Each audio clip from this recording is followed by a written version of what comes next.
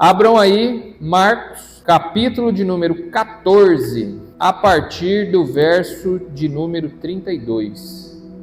Marcos 14, a partir do verso de número 32. Todos encontraram? Amém? Eu estou lendo na Bíblia King James Fiel. E o título aqui está assim: A Oração no Getsemane. Verso de número 32. E eles foram a um lugar chamado Getsemane. E ele disse aos seus discípulos: Sentai-vos aqui enquanto eu oro. E ele tomou consigo Pedro e Tiago e João e começou a ficar aflito e profundamente abatido. E ele disse-lhes: Minha alma está profundamente triste até a morte. Ficai aqui e vigiai. E ele, indo um pouco mais adiante, prostrou-se em terra e orou para que, se fosse possível, passasse dele aquela hora. E ele disse: Abba, Pai, todas as coisas te são possíveis. Afasta de mim esse cálice. Todavia, não seja como eu quero, mas como tu queres. E ele voltando, encontrou-os dormindo e disse a Pedro: Simão, tu dormes? Não podes vigiar uma hora? Vigiai e orai para que não entreis em tentação. O espírito, na verdade, está pronto, mas a carne é fraca. E retirou-se de novo e orou, dizendo as mesmas palavras. E, retornando, encontrou-os outra vez adormecidos, porque os seus olhos estavam pesados, e não souberam o que lhe responder.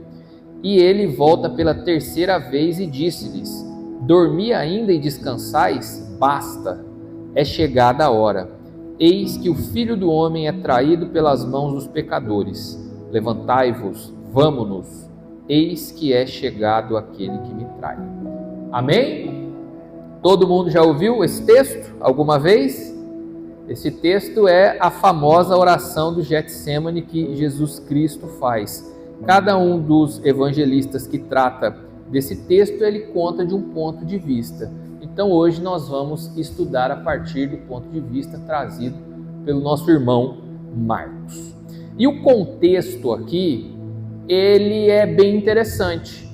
Antes de acontecer esse fato específico, que eles vão até o Getsemane e se desdobra tudo isso que a gente leu, logo antes disso, Jesus tem uma conversa com os discípulos dele, que se inicia ali a partir do verso de número 27, que ele diz o seguinte: olha, eu vou ser entregue e todo mundo aqui vai se espalhar, vocês vão se escandalizar de mim. E aí Pedro levanta a mão e fala assim: não, Jesus, eu mesmo não vou não. Aí Cristo fala assim para ele: rapaz, antes que o galo cante, você vai me negar algumas vezes. Aí Pedro fala: de forma nenhuma, eu morreria por ti. E aí a Bíblia diz assim: e todos eles disseram a mesma coisa. E aí a gente chega no Getsemane, logo após essa conversa que Jesus teve com os apóstolos. E aí a gente inicia aqui no verso de número 32, que diz o seguinte. Aliás, antes, vamos orar, para começar?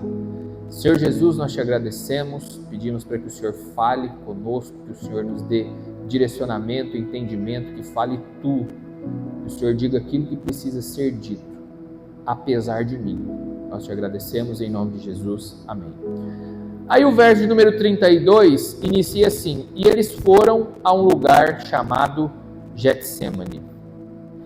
E o primeiro ponto que chama a atenção nesse texto é o local onde eles estavam. A Bíblia localiza no espaço aquele acontecimento no Getsemane.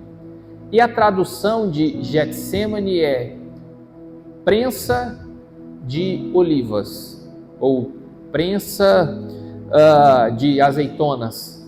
Então ali é o lugar onde a azeitona ela é prensada até que se extraia dela o azeite. Até que, aperta até que sai o caldo. Não é assim? E o Getsemane é um lugar em que todo cristão passa. Se você não passou ainda, fique em paz. Vai chegar o seu dia de ser apertado. Porque é somente no aperto, é somente na prensa que a gente consegue, que Cristo tira o melhor que existe de nós. Não existe nenhum tipo de glória, nenhum tipo de avivamento, uma busca intensa, sem que haja o aperto. Então o Getsemane é algo que Jesus teve que enfrentar e nós também precisamos.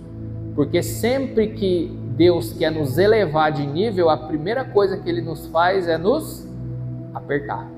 Porque é nesse lugar que Ele consegue extrair aquilo que de melhor nós temos e colocar para fora aquilo que de pior também a gente tem, para que não fique dentro de nós. Então o Getsemane é esse local espiritual. Qual, Mateus?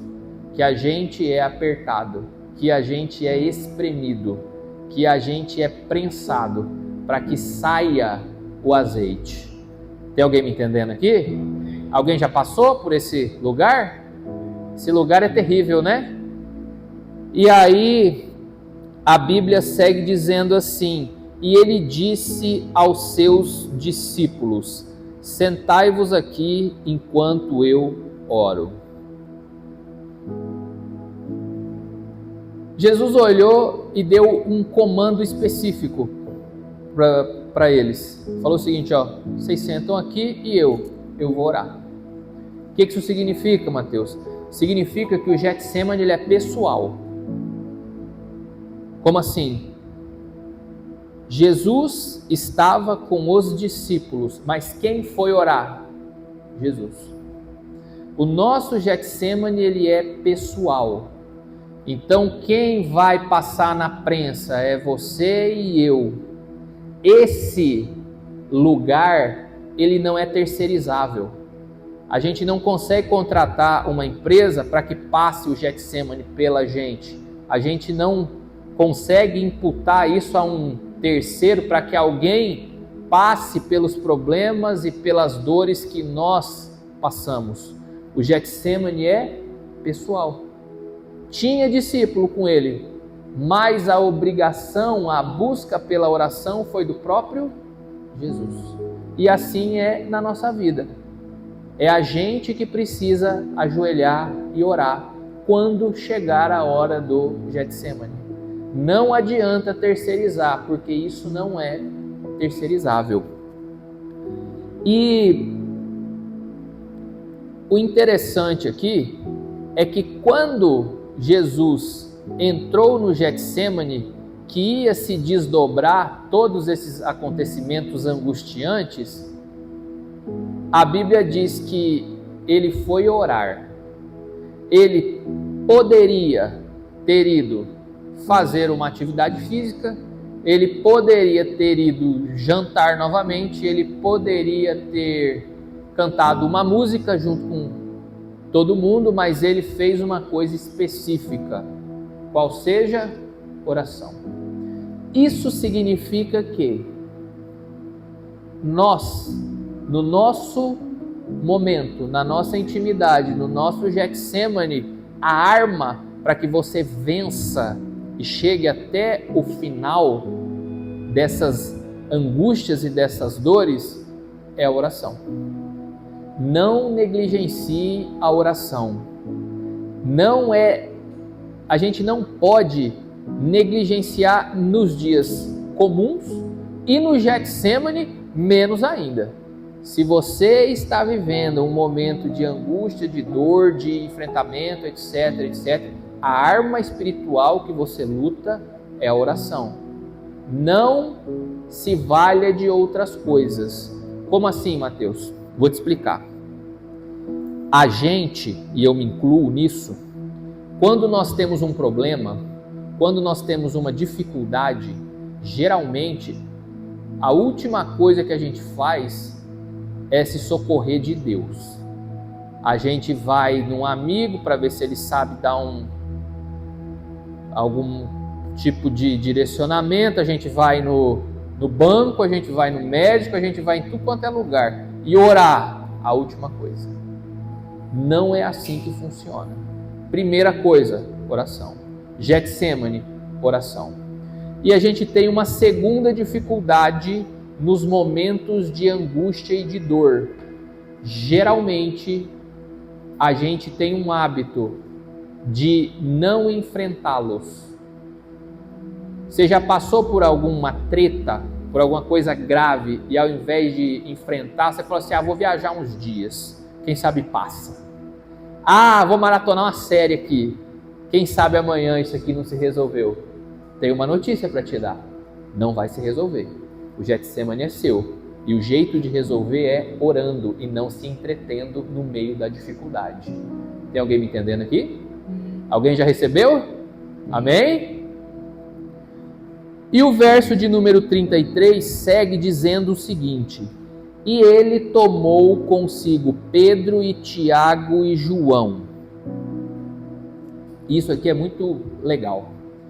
Ele disse o seguinte: senta todo mundo e eu vou orar. Pedro, Tiago e João, vem aqui comigo. E eles foram. E é interessante que o Pedro, o Tiago e o João, eles aparecem nas horas mais interessantes da Bíblia. Por exemplo, esses mesmos três aqui estavam em um outro evento muito extraordinário, que foi o Monte da Transfiguração. Esses três viram Jesus se transfigurar em glória. E agora esses três estão no Getsemane com Cristo. O que isso quer dizer, Mateus? Se você é um candidato a ver a glória de Deus, você também precisa ser um candidato a ver as dores que Jesus tem no coração dele. Se você tem o hábito de ver a glória de Deus, Ele está te preparando para que você sinta as dores que Ele também sente. Você vai olhar e vai falar assim, rapaz, Jesus não concorda com isso aqui não. Essa dor aí eu também sinto, isso aqui não está certo. Então, aqueles discípulos que estiveram no Monte Transfiguração estão aqui, vendo Jesus aflito e angustiado. O discípulo de Cristo é discípulo no dia de glória e também no dia de angústia. Tem alguém me entendendo aqui? Climão, né? O pessoal só quer no dia de glória, né? No dia de angústia também. Amém? Queridos, Jesus escolheu 3 discípulos para ir com ele para esse momento de oração. Isso significa dizer o que, Mateus? Quando você estiver enfrentando alguma coisa, alguma barra, não tem problema nenhum você chamar amigos, pessoas próximas para que te acompanhem nessa luta. Embora ela seja sua, não tem problema nenhum ter suporte. Não tem problema nenhum ter gente para vigiar e orar junto contigo. Então, se você estiver passando por algum tipo de coisa difícil, lembre-se, chame os seus amigos mais próximos, pessoas confiáveis, para que você tenha essa retaguarda, para que você não vá sozinho. Jesus não foi, não seja mais santo do que o santo. Amém? E aí, queridos, o verso de número 34 diz o seguinte. Aliás, o verso de número 33 diz assim: e começou a ficar aflito e profundamente abatido, se referindo a Cristo. E o verso de número 34 diz assim: e ele disse-lhes: a minha alma está profundamente triste até a morte. Ficai aqui e vigiai. Jesus orou, chamou a turma, começou a se angustiar, e ele disse algo aos discípulos. Ele disse assim: a minha alma está profundamente angustiada até a morte. O que isso quer dizer, Mateus? Quer dizer aquilo que a gente já sabe: ficar triste, ficar angustiado, sentir dores, ter problemas muito grandes. Isso faz parte da vida de todo mundo. E não há problema nenhum em você se entristecer, em você se angustiar. A questão é o que você faz quando você está angustiado, quando você está triste. Esse é o ponto. Porque ficar profundamente entristecido, angustiado, aborrecido, isso é algo natural. Isso é algo que acontece com todo mundo. É óbvio, aqui Cristo estava na véspera da crucificação. Tinha o elemento físico, tinha o elemento emocional, tinha o elemento espiritual. Mas, trazendo do ponto de vista prático, a tristeza e a angústia é algo que bate na porta de todo mundo. Às vezes uma vez ao dia, 2, 3, 10 vezes ao dia. Esse sentimento, ele é natural. Você olha para as coisas e tem medo. Você se angustia mesmo. É da vida. O que você faz a partir disso é que muda. Se você vai chegar no Getsemane, no final dele, vivo e firme que nem Cristo, pronto para enfrentar as coisas, ou arrebentado. A gente costuma se prostrar muito para a tristeza, para as dores, para as angústias, e a gente não reage, a gente não ora, a gente não busca. Ficar triste faz parte da vida. Permanecer triste a vida inteira tem alguma coisa errada. Peça ajuda se você está exatamente nesse lugar, de estar triste toda a vida. Não é natural. Amém? E aí Jesus dá um segundo comando para eles. Ele expressa como ele está e fala: eu estou profundamente angustiado com tudo isso aqui. E aí ele diz assim: ficai aqui e vigiai.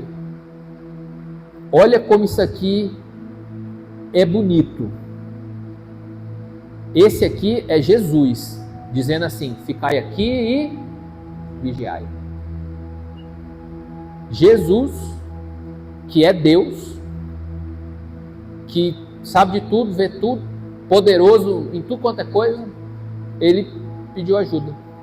Falou: hein, tô bem não, cara. Tem como ficar aqui comigo um pouco? Vigia um pouco aqui comigo. Tem crente morrendo porque não pede ajuda. Tem uma vergonha de pedir ajuda, sabe? Assim, ai meu Deus, pede ajuda, filho. Não é feio não. Feio é se prostrar diante da angústia, da tristeza e não conseguir sair por orgulho de não pedir ajuda. E todo mundo passa por isso. Eu, especialmente, eu gosto de fazer as coisas sozinho e resolver os problemas sozinho, sem ajuda de ninguém. Jesus, na véspera de ser crucificado, o evento mais importante da vida do planeta Terra como um todo, da nossa existência, Jesus falou o seguinte: dá uma mão aqui para mim, fica aqui comigo, vigia comigo. E a gente, cheio de treta, cheio de rolo, cheio de dúvida, de angústia, de tudo quanto é trem, pecador até o tutano, arrependido, mas pecador. Aí vai resolver sozinho, mas a gente é muito lindo. Tem alguma coisa que não está certa. Então, queridos, peça ajuda. Eu não sei para quem que é esse mistério aqui, mas é para alguém. Pede ajuda. Não se angustie, não se entristeça sozinho. Amém? E aí, verso número 35 e 36, a Bíblia diz o seguinte: e ele, indo um pouco mais adiante, prostrou-se em terra e orou para que, se fosse possível, passasse dele aquela hora. E ele disse: Abba, Pai, todas as coisas te são possíveis. Afasta de mim esse cálice. Todavia, não seja como eu quero, mas como tu queres. E aqui, Jesus, ele nos ensina a orar. Ele nos ensina como falar com Deus. Porque ele fez o seguinte, ele falou: ó Pai, Abba Pai, papai. Ele chamou na intimidade, falou: Pai, ó, se for possível, passa de mim esse cálice. Ou seja, se tiver uma outra alternativa, vamos tentar essa outra alternativa. Aí assim, ponto e vírgula. Mas não seja como eu quero, mas como tu queres. É assim que a gente coloca a nossa oração no seguro.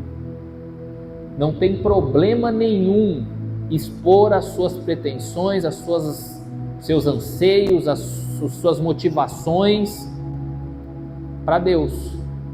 Você fala: Deus, ó,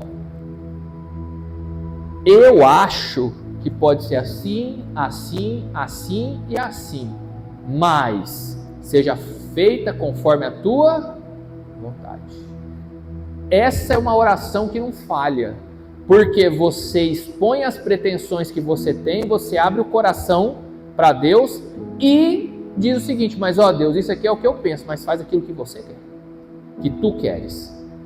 Essa é a forma de você colocar a oração que você faz na garantia, seguro, porque daí você diz aquilo que você quer, mas você diz assim: mas ó Deus, faz aquilo que o Senhor quer. E é difícil fazer isso, porque assim, eu não sei vocês, eu posso falar por mim, eu olho para certas coisas e falo assim: ó Deus, eu queria que fosse assim, assim, assim, assim, assim, assim e assim. O que o Senhor pensa, eu não estou muito afim não, eu só gostaria que o Senhor respondesse a oração desse jeitinho aqui. A gente não faz assim? Jesus ensina a gente a resolver isso. Expõe aquilo que você quer, aquilo que você entende, aquilo que você sente, mas ressalve que a vontade que deve ser feita é a de Deus e não a sua. Amém? E aí, Jesus, ele diz uma coisa bem interessante. Ele fala assim: Abba Pai, todas as coisas te são possíveis. Afasta de mim esse cálice. E isso aqui é uma coisa que me chamou muito a atenção na oração que Cristo fez, porque ele disse assim: olha Pai, o Senhor pode todas as coisas, ou seja, a gente pode resolver isso aqui de uma outra forma. Por quê? Porque o Senhor pode todas as coisas, o Senhor é o Deus, o Senhor criou tudo isso aqui. Então assim, dá para resolver de uma outra forma. Por quê? Porque o Senhor é todo poderoso. E o que aconteceu? Jesus foi crucificado. Queridos, existem coisas que Deus, ele é todo poderoso para resolver do jeito que ele quer, da hora que ele quer, do jeito que só que ele vai fazer exatamente do jeito do combinado. O combinado era ser crucificado, não era isso? Então o combinado vai ser esse. Deus pode resolver de qualquer jeito, mas tem vezes que ele vai resolver do jeito que você está passando aí na sua vida. E a gente fica orando: Deus, o Senhor pode toda... É espiritual, né? O Senhor sabe de tudo, etc. Não tem como o Senhor dar uma... Deus, não. É desse jeito aqui mesmo. E às vezes a gente fica batendo cabeça mó tempão, falando: Deus, e se for desse jeito? E se for daquele jeito? E se for daquele outro jeito? Aí Deus está falando: não, filha, desse jeito aqui, ó. E aí você fala: mas o Senhor pode todas as coisas. Ele fala: eu posso, mas então, é desse jeito aqui, ó. A gente precisa entender que Deus pode todas as coisas, mas Ele é soberano para decidir da forma, no tempo e do jeito que ele acha mais certo. Ele poderia, na soberania dele, ter salvado o mundo numa partida de futebol. Não poderia? Poderia. Numa janta, num show gospel.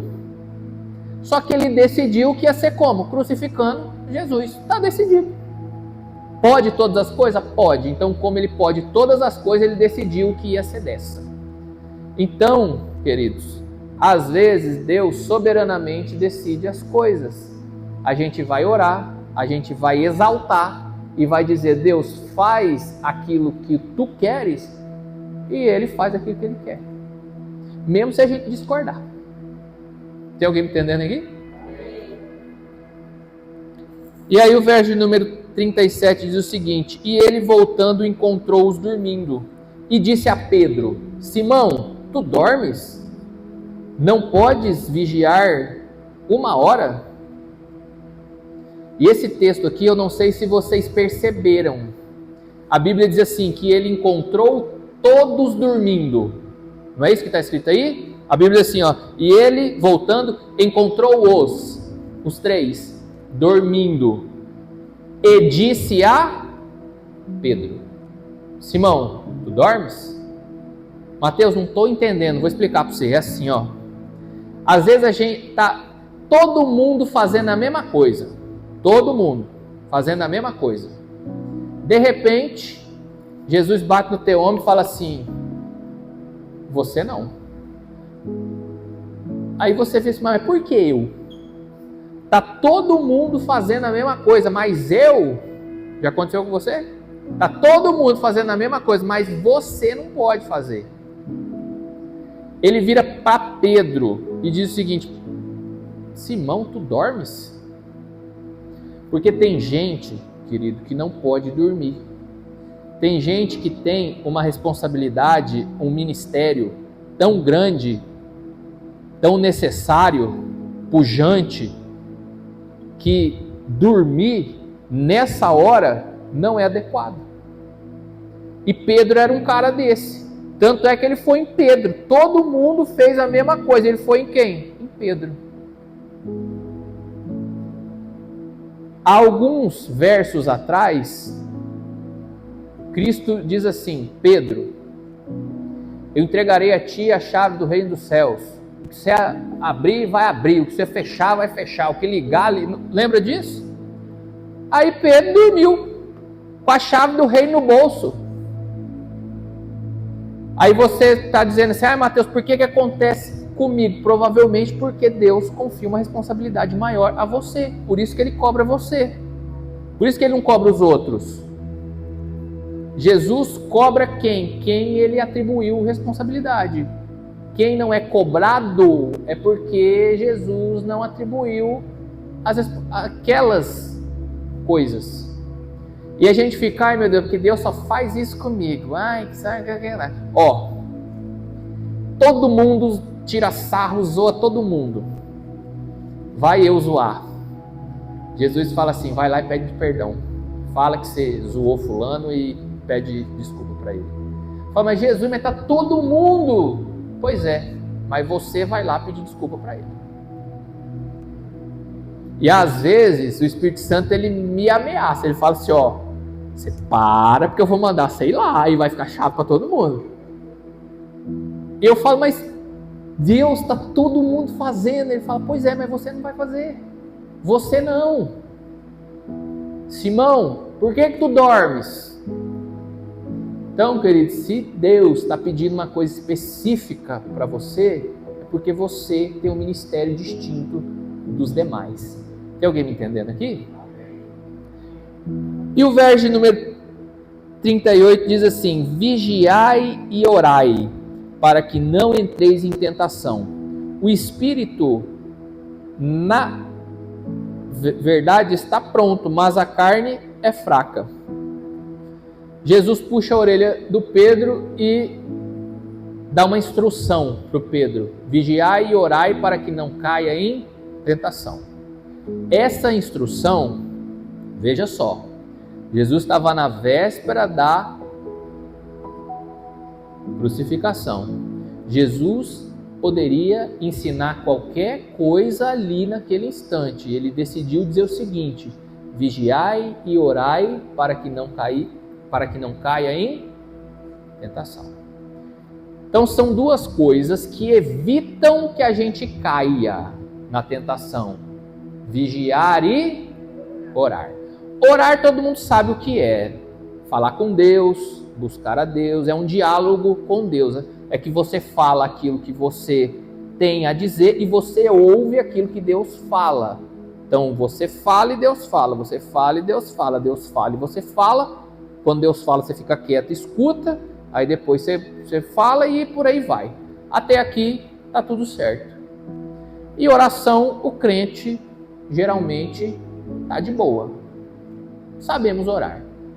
Agora, não é só orar, é vigiar também. O que é vigiar, Mateus? Me ajuda assim de um jeito bem prático e fácil.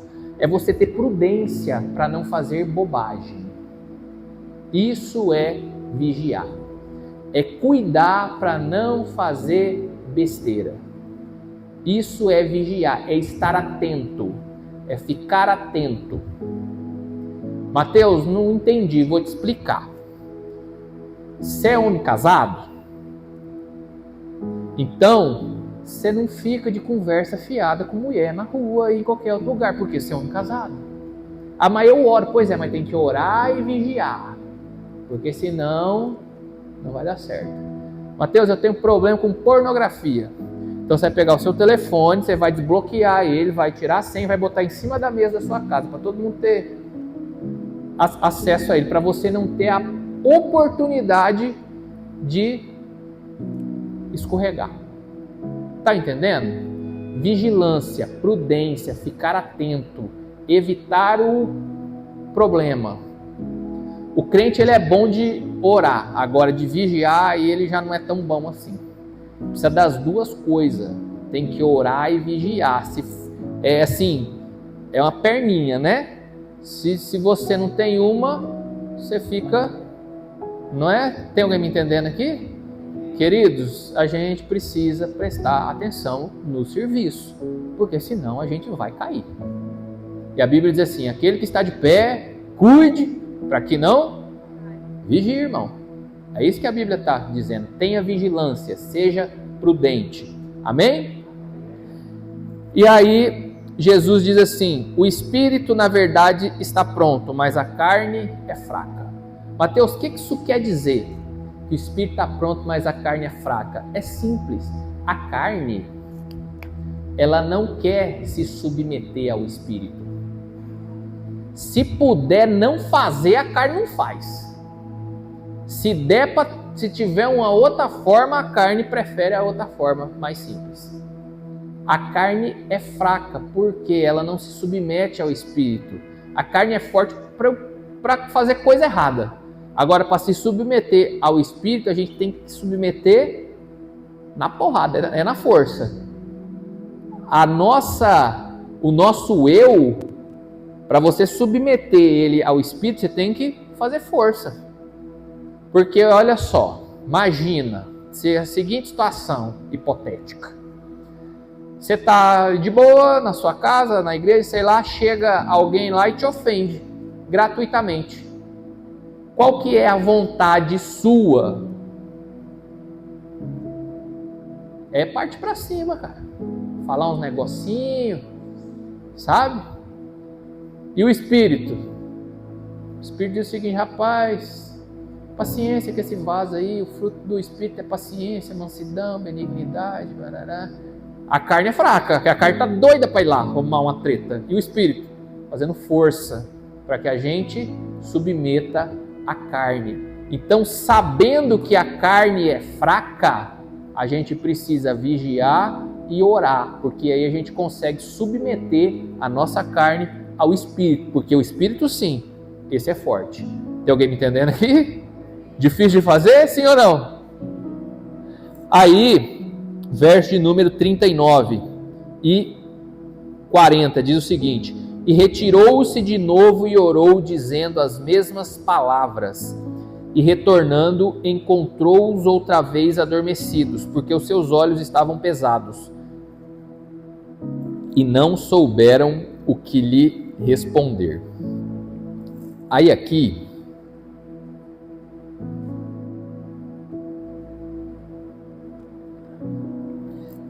essa aqui é a hora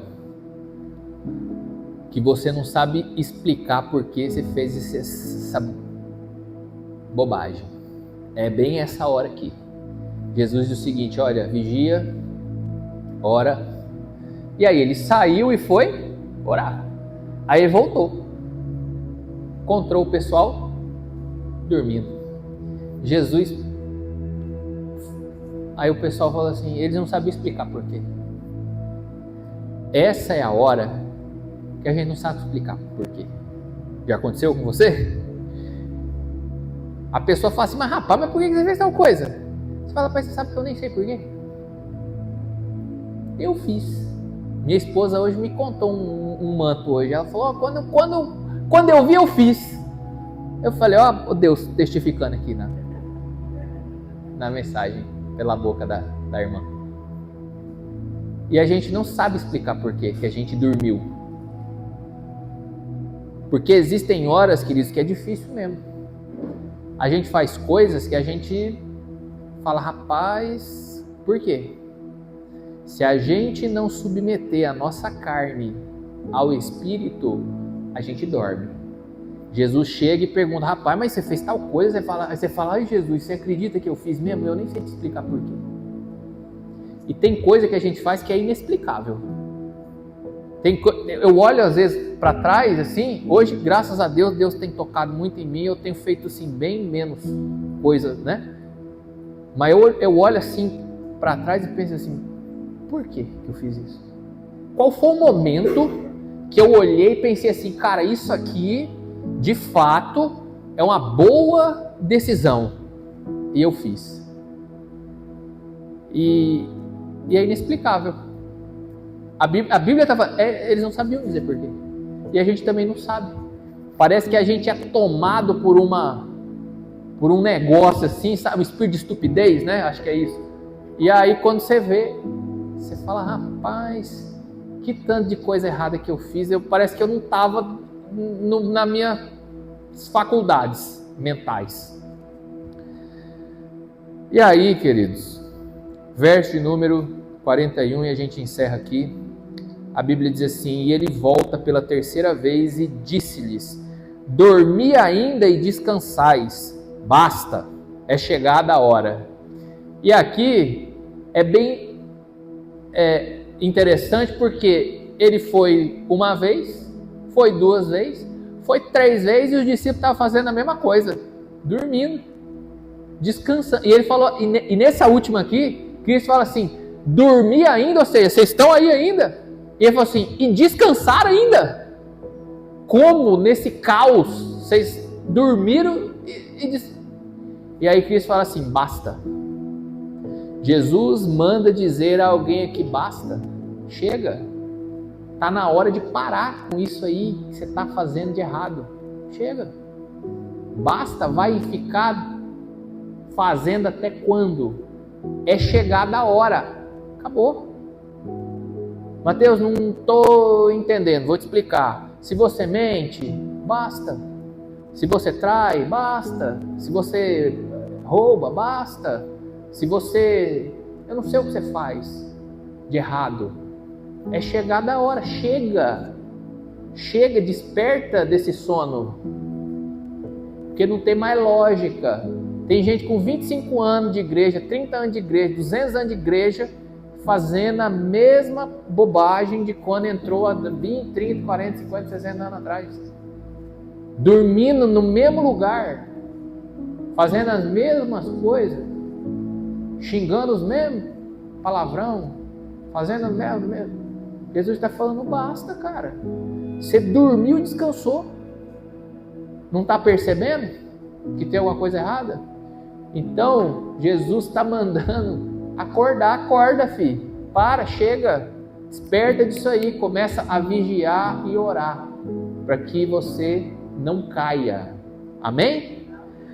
E aí, se os irmãos quiserem ficar de pé, pode ficar para a gente encerrar. A Bíblia diz assim: é chegada a hora, eis que o Filho do Homem é traído pelas mãos dos pecadores. Queridos, os discípulos dormindo, descansando, e Judas traindo Cristo. E Cristo diz o seguinte: olha, vamos, porque agora é a hora que o Filho do Homem vai ser entregado nas mãos dos pecadores. Os discípulos dormiram o Getsemane inteiro. Jesus sofrendo, orando, buscando e tal, indo para cima, e os discípulos dormindo. E Judas traindo. Aí passou por tudo isso e Jesus falou: olha, agora chegou a hora que vai acontecer.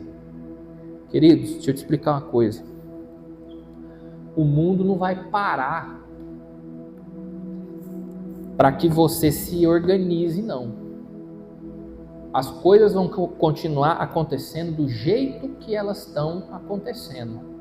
Jesus orando, Judas traindo, os discípulos dormindo e o pau quebrando. O mundo não vai parar para que você se organize, para que aí você saia de boa. Isso não existe. O mundo ele continua andando com você dormindo ou não. Tudo isso aconteceu e os discípulos dormindo. Não mudou absolutamente nada no curso natural das coisas. O que aconteceu? Eles só não participaram. O mundo não vai parar porque você tem problemas. Eu não gostaria de estar dizendo isso, mas a vida é desse jeito. Jesus sendo entregue e os discípulos dormindo. Tentaram acordar eles, não acordaram. O mundo vai seguir o seu curso, goste você disso ou não. O Filho do Homem tinha que ser entregue e ele foi. E os discípulos dormindo.